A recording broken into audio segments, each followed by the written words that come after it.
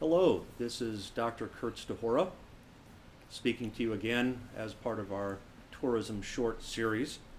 I'm the NGTI scholar and I'm a professor at Niagara University on issues related to tourism.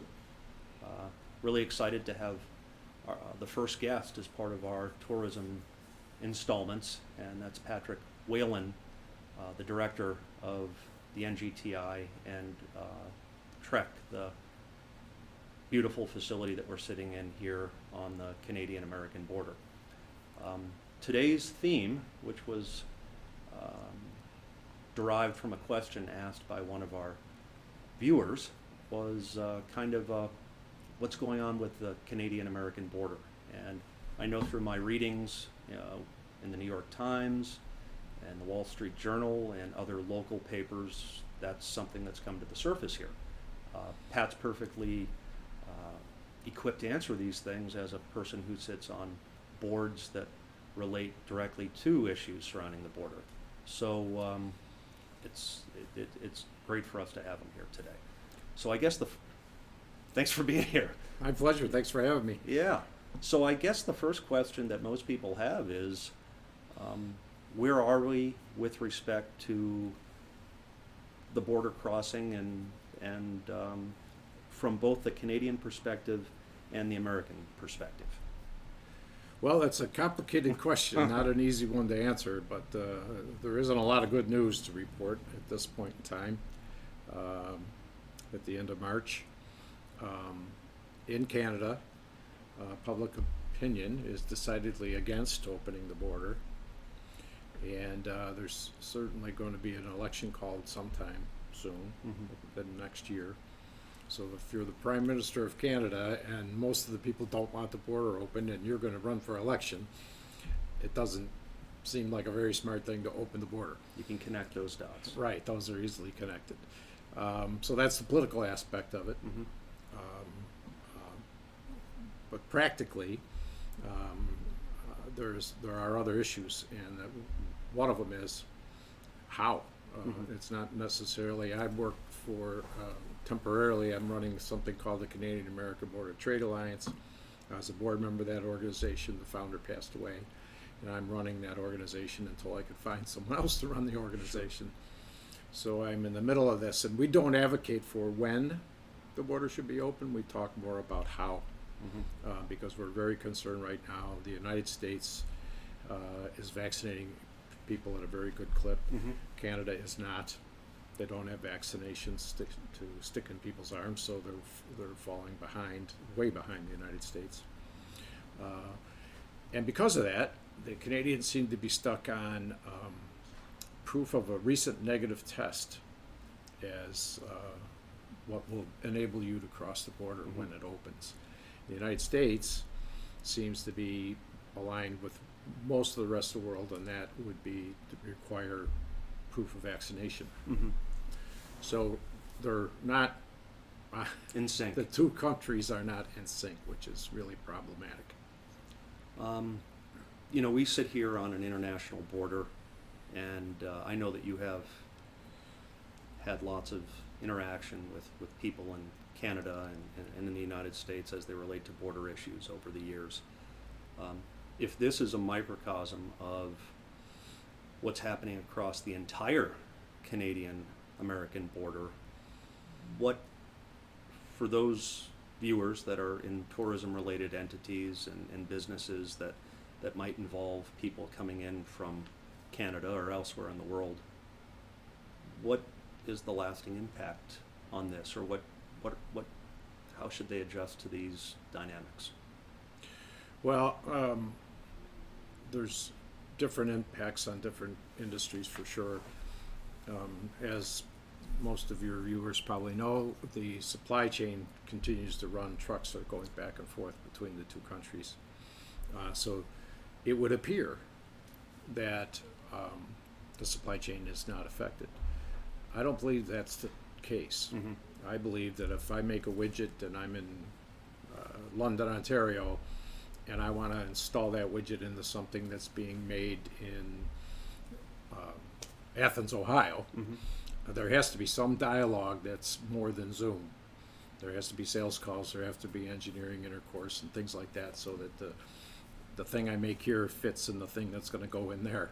Sure. And right now that's not happening. So sooner or later, when the contract to make the widget expires with the manufacturer, the opportunity to keep that contract the next time and renew it is diminishing. So from a manufacturing perspective, it's worrisome. On the tourism side, I would think that there's going to be a big impact on tourism in the United States and Canada. There's going to be an awful lot of people in the United States that say, "Well, it's a hassle to get across the border. I don't think I'll do it." And they'll find, there's an awful lot of people that have habits. They go back to the same place year after year after year. Maybe they go skiing in Banff every year. And this year they couldn't, so they go to Vail. So next year they might say, well, I think we'll just continue to go to Vail. So Right. I think there's going to be a decrease in that kind of tourism. And right now I would say that the country that loses the most in this kind of a relationship is Canada. They're a smaller country. They're more dependent on international business or tourism than the United States is, which is a gigantic market that can support itself. Sure. I don't think a lot of people realize the significance of the relationship between Canada and the United States with respect to import and export. A lot of people think that there are other. Could you speak to that significance? Well, ironically, I was in Jamestown 2 weeks ago, Mm-hmm. and Jamestown's about an hour and a half from us here. And I talked about the border being closed, and people were surprised to hear the border was closed. This is a border that's been closed for over a year. Right. And you just get a little far, not that far away from the U.S.-Canada border in the United States, and people are unaware.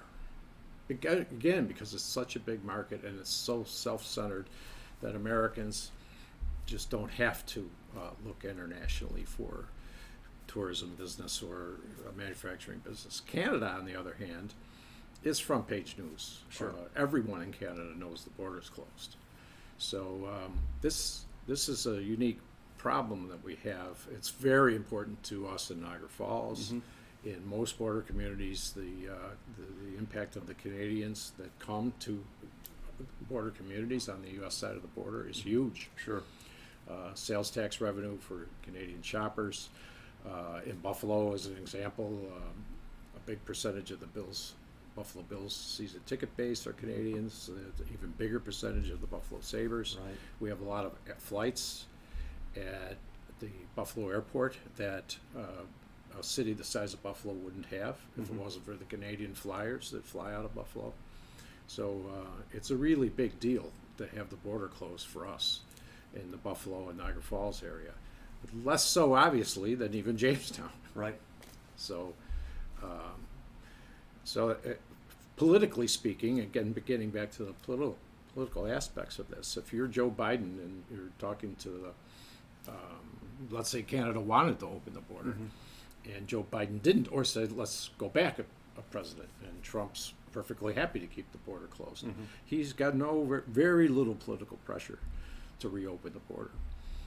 Brian Higgins, our congressman from this area, is pushing hard to have the border open, but I think he's probably getting a hard time, having a hard time getting other members of Congress in places away from the border to pay attention to this. It's just not a big issue. You talk about politics. It's interesting, and there's kind of a backdrop of political influence and so many things. It used to be that the border was primarily, there were two entities, and now there's a third entity that's now entered the equation. Can you speak to that a little bit? Because we know that commerce moves at a pretty rapid pace, but sometimes policies and procedures lag behind, and clearly there's another disconnect.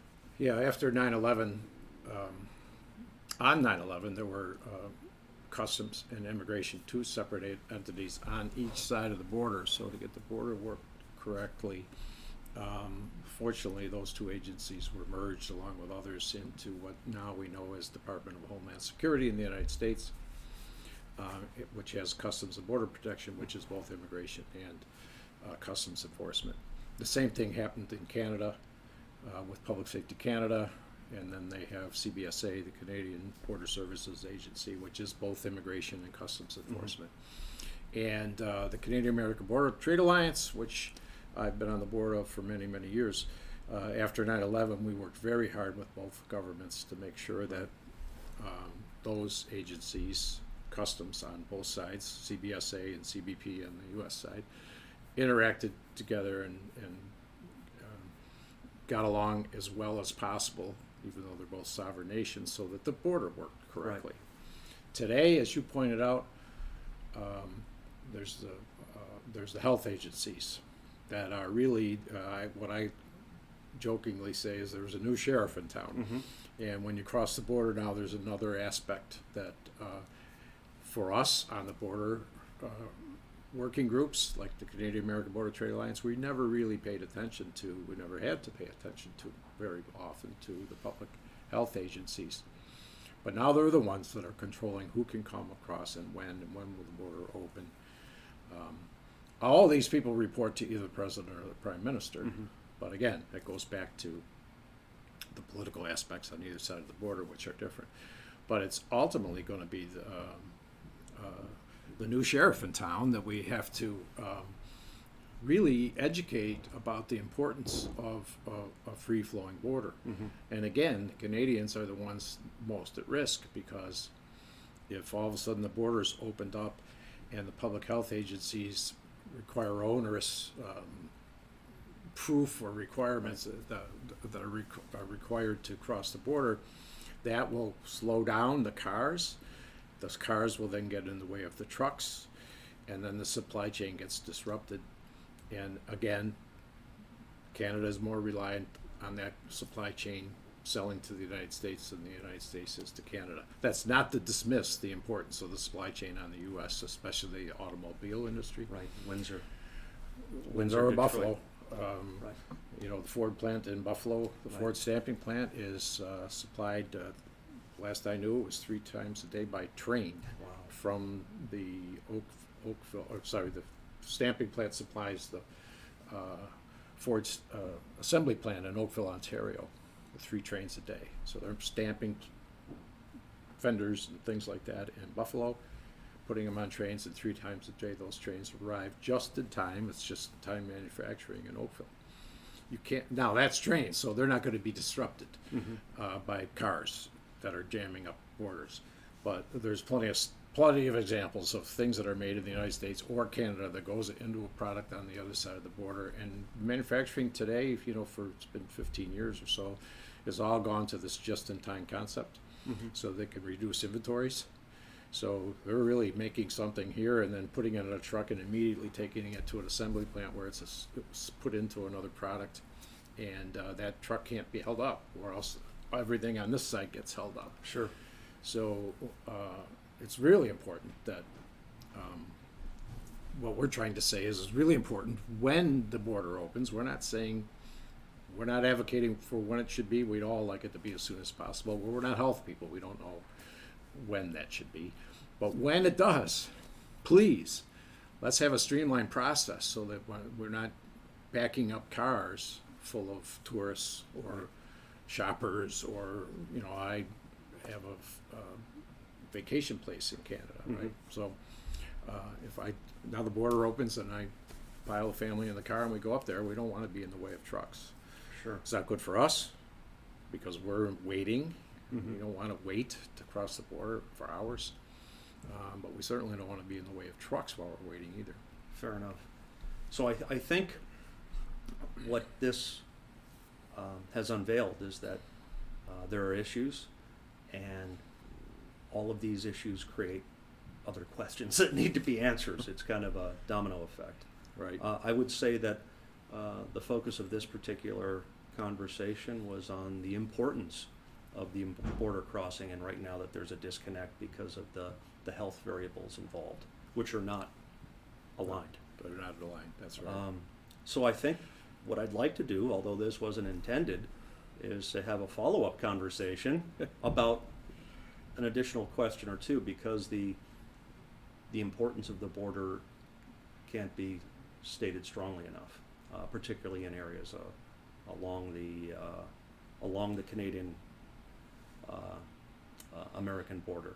So what we'll do is we'll leave with that. If you have any questions, as is always the case, please put them below the make them available to us, and that might be the impetus for future tourism shorts. We're excited to continue this dialogue, and as information continues to unveil itself, we'll try to make sense of it for you. So thank you very much for being here, Pat, and thank you for listening, and we hope that you stay with the tourism shorts and continue to see our episodes as they move forward. Thank you so much.